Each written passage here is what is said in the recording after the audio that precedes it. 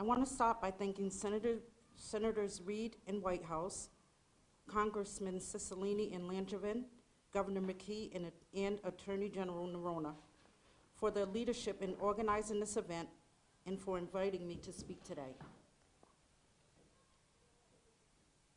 I reside here in Rhode Island, in a community where families have been devastated by the plague of gun violence.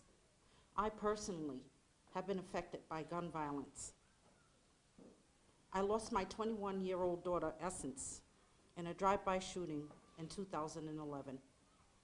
Shootings like the ones we saw last week leave survivors scarred and traumatized, and they make us fear for our safety and the safety of our loved ones. I have fought for the past decade, pleading for justice for my daughter.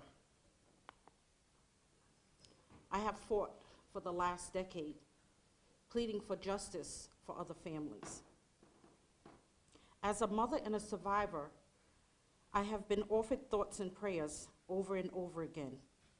While I appreciate those kind words, those thoughts and prayers will not bring Robert Denton, Jermaine Willis, Dimitri Perry, Shamika Barrows, Stephen Latimer, and many other families who have lost their child to gun violence.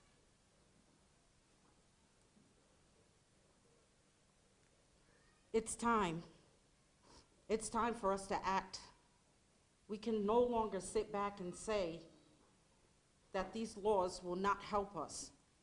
We can no longer sit back and say that we're worried about protecting the Second Amendment. These are our children. These are children that we're burying. I'm numb today because a 19-year-old female was shot last night. And it continuously brings up the wounds that I carry every day when I think about losing my child. The leadership of our congressional delegation and President Biden passed the American Rescue Plan, Rhode Island, and they will receive almost $1.8 billion in funding to counter the effects of the pandemic, and that will include gun violence. Our state and local governments can and should use that funding to increase support to organizations such as the Nonviolence Institute, Safer Communities for Justice, the Rhode Island Coalition Against Gun Violence, and many other organizations that conduct crucial violence intervention work. We must also pass Attorney General Nerona's common sense package of bills that will limit the flow of illegal guns onto our streets through store purchases and theft, stop the spread of deadly high-capacity magazine and military-style weapons in Rhode Island, and more. Some of these bills have been reintroduced year after year for close to a decade with no vote. It's time to bring them to the floor. Rhode Island shouldn't have made the news nationally for a mass shooting. We should be making the news for common sense gun laws.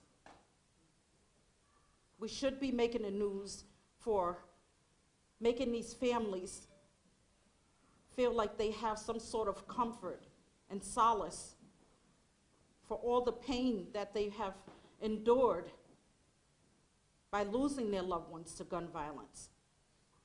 We continuously hear that we're worried about our Second Amendment rights. What about these families that we have to go and speak to and tell them that their loved ones are gone? How about they come along with the Nonviolence Institute or some of the advocates who are out here fighting these violent crimes? How about they come and tell them that their families are gone? We don't need any more gun violence. We need common sense laws, and I'm asking you, please act and pass these laws today We must do this. We must make this change. This is the only way that we are going to stop the nonsense violence that we have endured for many years. And if we don't act now, we will continue to see our families suffering. We will continue to have the Nonviolence Institute up all night. We'll continue to see Congress asking and fighting for these laws. And as I said, it's time. It's time for us to act. Thank you.